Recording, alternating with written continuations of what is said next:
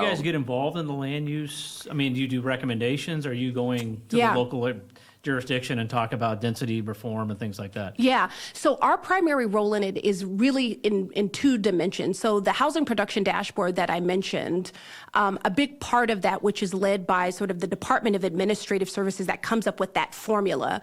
One of the things that that dashboard has allowed us to do is not only to measure production, but in partnership with, now that we've got a full pipeline of projects across the state for the first time that we can see, because we have a new funding process through the Oregon centralized application, we can also see what is stalling projects as well. And that has been really interesting to see.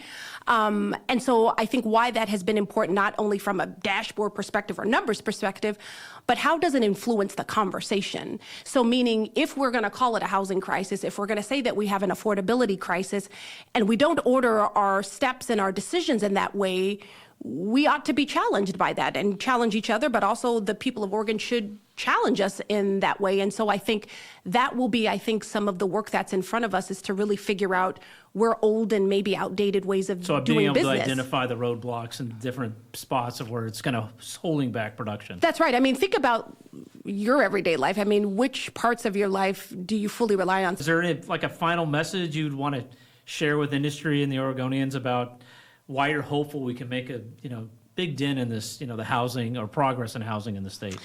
Yeah, so I think the first area of hopefulness is the whole reason why government exists is to serve the people of Oregon, and that is the primary issue on so many people's minds. And so our perspective is to make sure that we continue to move a course of action to that.